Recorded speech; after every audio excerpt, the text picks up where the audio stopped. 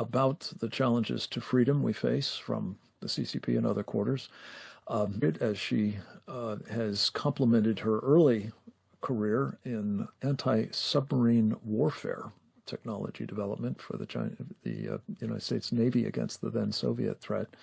She is now addressing, among other things, education as a national security threat vector and issue.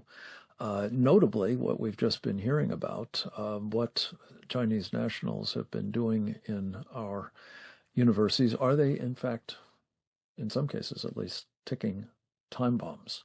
And we'll talk a bit about, I'm sure, the possibility that now their continued presence in our college campuses is assured. But first, let's take stock with Karen Siegemund about the nature of this particular threat vector and how it, too, fits into the strategy of unrestricted warfare against America. Dr. Siegemund, welcome. Thank you so much. And yes, it absolutely is a threat vector. Universities have always been the source of where totalitarianism, various kinds of revolution have been fomented, either in one's own country or another, and we're seeing exactly that. As you had mentioned, I worked in under-submarine warfare during the Cold War against the Soviet Union, and thinking about that time, how the Soviet Union looked at universities was quite different. Yes, they used it as a recruitment source from the KGB, but they were very cautious about sending students here. Why? Because our universities at that time and our nation at that time was completely different. We were much prouder of and courageous about how we were a freedom-loving country, a freedom-loving people. The Soviet Union was very restrictive on who it sent. We had maybe 50 at any given time. As it got closer to the fall of the Soviet Union, 200 plus students here. They did not want their students here. The Chinese Communist Party has an entirely different perspective on this. We are a different country. They learned from the prior Cold War, and whether or not this is a Cold War versus more kinetic, obviously, is a topic of conversation. They learned what not to do with the Soviet Union, and we completely forgot every lesson we ever had. We've been letting them in from China, from the Chinese Communist Party, to the tunes of hundreds of thousands of students, even though they have, as we keep saying, declared war on us to various degrees of lethality. We seem to see them, or up until President Trump came in, as a non-issue, a non-threat. Meanwhile, we have these hundreds of thousands of Chinese students here. We've got billions of dollars coming in. We've got all kinds of influence activity going on. But a big part of this is, as has been noted, the collaboration with our universities. It's not just that we have students coming here, attending our colleges and learning great things and then going back to their homes and sharing the wealth of knowledge. To the contrary, there is massive theft, there is massive influence, and most importantly, again, there are these kinds of collaborations, of which we just saw with the University of Michigan, and again, collaboration in quotes. So many of our universities have ties to Chinese universities that are military related. So this is not just, a lovely cultural exchange. Won't this be great? This is an absolutely 100% deliberate effort to not only undermine our universities, but to undermine us as a nation. Just a few examples. MIT, there's many students. There's Chinese students, and all of these are connected to the Chinese Communist Party. MIT, what is it they're after? AI, of course, quantum computing, many areas of defense. There's recruitment going on, and there are partnerships. Harvard, hotbed of biotech research and policy, where they can influence policy. There are research partnerships with Harvard. Yale, we've got biomedical. If that doesn't put all kinds of fear in you, it ought to. Also, they're influencing centers for Chinese studies, right? This is everything to do with China is wonderful. And again, this is against the backdrop of how the United States is is evil and China is good and wonderful.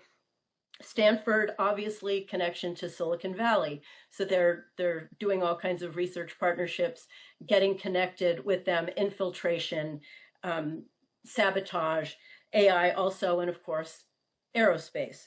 UC Berkeley, back in the day, much more connected to nuclear research, also genomic research, which again, utterly terrifying.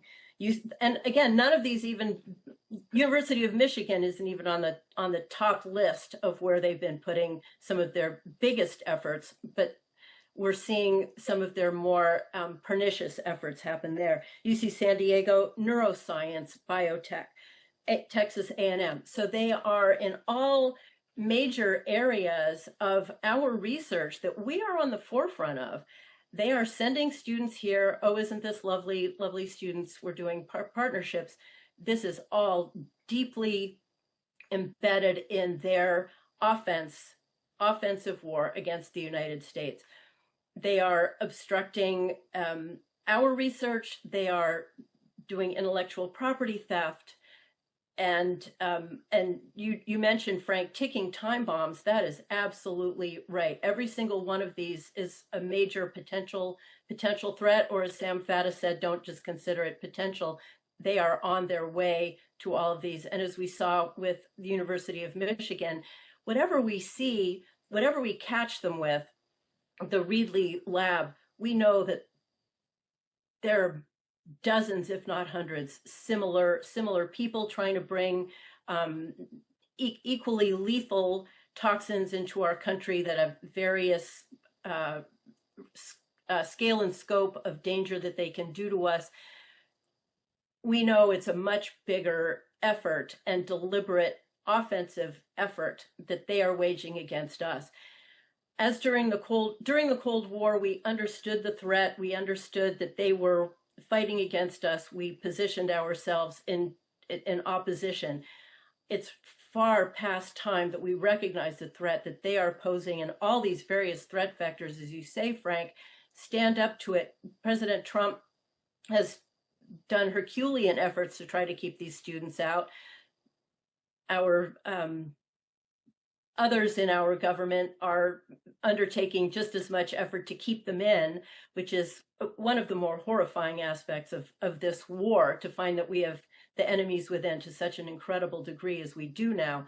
But President Trump does understand the threat that this poses, is doing what he can to deny the visas, to throw any of these students, and again, to what extent are they actually students, out. But I think we've got to make much more of a concerted effort to deny visas to anybody coming in from a nation that has declared war on us, including the students. Most WTO or not, if you've declared war on this country, we need to start treating you with much more vigor and protecting our country against the efforts that they are making much more strongly. So I don't understand exactly at what point we're going to get to where the nation recognizes that they have been waging war against us, and it's time for us to stand up in the way that we did during the Cold War against the Soviet Union, which we then won. Well, that's the perfect segue to our final presenter and topics that we will be discussing pursuant to this idea that at what point does what the Chinese Communist Party is up to become palpably